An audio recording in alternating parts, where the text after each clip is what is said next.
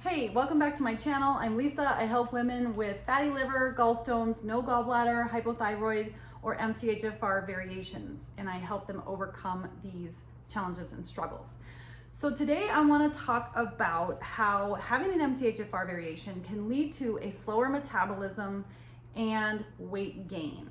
Okay, so you can go back to some of my earlier videos and learn more about MTHFR, but MTHFR is involved in two major processes. Number one, it's involved in detoxification, and number two, it's involved in nutrient absorption by helping to make bile. Okay, so you have detoxification and you have nutrient absorption.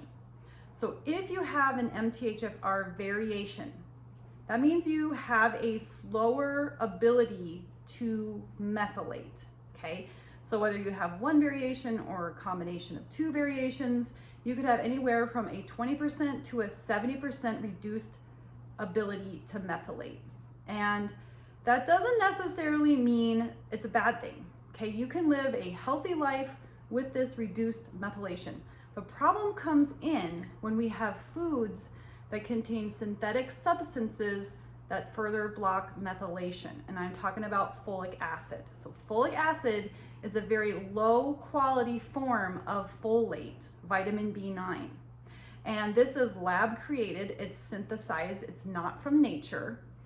It's similar to folate, but it's not the same. It's about several chemical steps. Your body has to convert it into a series of steps into folate. Now, some people can do it, some people can't do it, but the problem with folic acid is that it can actually get into your MTHFR enzyme and sort of block it from working.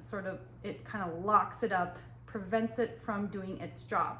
So if you are consuming a diet high in processed foods with this added folic acid, then you might be actually causing some problems because you are blocking without knowing it. Of course, now you know you can do better, but before you didn't know that you might be impairing methylation, which can lead to slower detoxification and slower absorption of nutrients.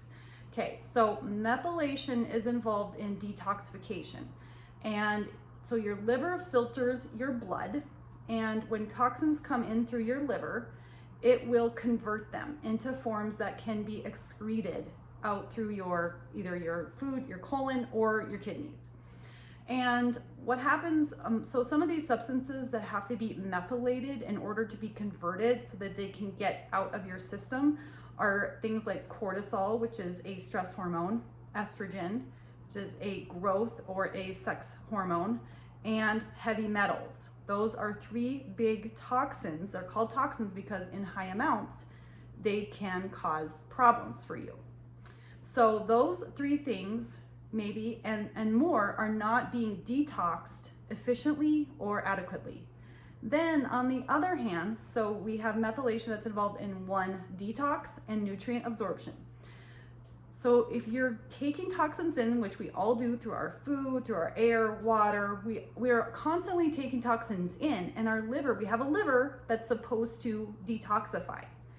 But if methylation is blocked, you could get a buildup where those toxins are not going out, especially the heavy metals, because with pollution and makeup and all kinds of things that we put on our body or in our body, we are getting exposure to heavy metals like mercury and lead and arsenic and things like that. And then on the other hand, we have nutrient absorption, where we want to absorb nutrients from our food. We want to absorb vitamin D and vitamin A and vitamin E and these fat-soluble nutrients. Methylation is involved in making bile, and bile helps to absorb fat-soluble nutrients. So if you are not making good quality bile and you are not absorbing some of those fat-soluble nutrients, that can mean that it's having a negative impact on your body, because those fat-soluble nutrients, a lot of them are anti-inflammatory.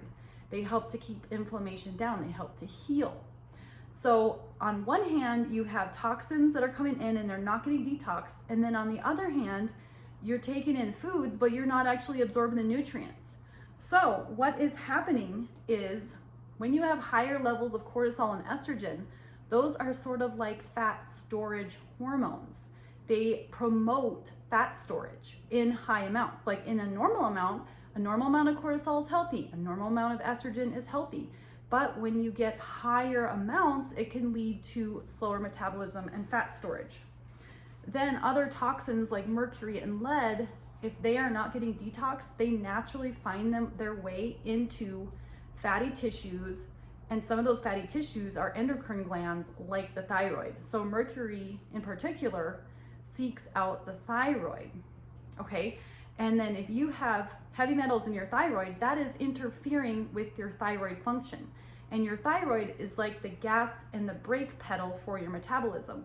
So it's like mercury is putting on the brakes of your metabolism and can be slowing down your metabolism.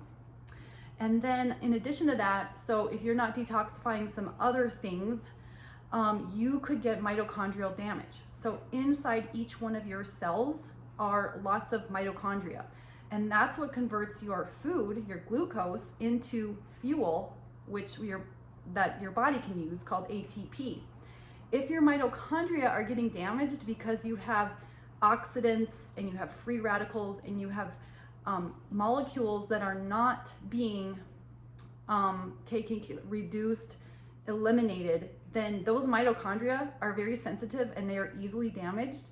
So you could have a problem with converting your food into energy, which means that you might be storing more of the food that you're taking in instead of converting it into energy. Okay, so those are just a few topics, a few reasons why, and if you're not supporting your MTHFR, you could be having a slower metabolism and more fat storage. So how you start taking steps to overcome this is, number one, switch to foods that do not contain folic acid. And these foods are usually, they're called enriched foods. So they have four compounds, 4 nutrients that are added back in after the wheat has, after they've been refined. So something like wheat, when it's stripped of the bran and the germ, it's left with the endosperm, which is just the white part. That doesn't have any nutrients. So food manufacturers will add nutrients back in because there's been a lot of issues with people not getting enough nutrients from bread products. So, but it's not an actual good fix because they're adding in folic acid instead of natural folate, which means that half the population is not really that good for them, because half the population has an MTHFR variation, and depending on different factors in their life, they might not be able to convert folic acid into folate. So you need to really look at your labels. So enriched foods are usually enriched wheat or rice foods. So you would want to switch to non-fortified or whole grains to get away from that. Or like what I do, I try to avoid grains and I eat mostly root vegetables and fruits and squashes for my carbohydrates. So first of all is really limit your folic acid. Now you don't have to be perfect about it, but just try to maybe eliminate some of the things that you consume the most of that might be folic acid. So maybe like breads, pizzas, pasta. Look for alternatives that do not have folic acid. So you have to turn the package over, you have to read the label and look in the parentheses, because it will tell you, it will say like white flour, and then in parentheses it will say that folic acid, riboflavin, and maybe some other things were added back in. So that's number one. Number two is you want to eat more foods with natural B vitamins. So these are animal proteins, leafy greens, citrus fruits, cruciferous vegetables, mushrooms, fish are important sources of B vitamins, and legumes. And then three, you could consider taking a B vitamin supplement, but you have to be really careful because some people do not process methylated B vitamins very well. So you could start with a food-based multivitamin like an organ supplement, and that would supply nutrients that would help your methylation cycle. Okay, so those are three things that you could start doing to start improving methylation, improving your metabolism, and helping your body to convert more food into fuel instead of storing it. Okay, so if you are interested in more help in this topic, I do have a course that I designed especially for people with MTHFR called Metabolism Tune-Up for MTHFR, where I teach you more about the thyroid, about the liver, about your mitochondria, about your hormones, about cortisol.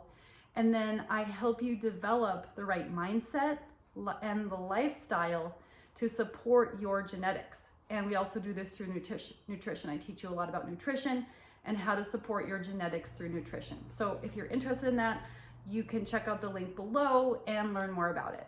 Okay, I hope this was helpful, and I hope to see you back soon.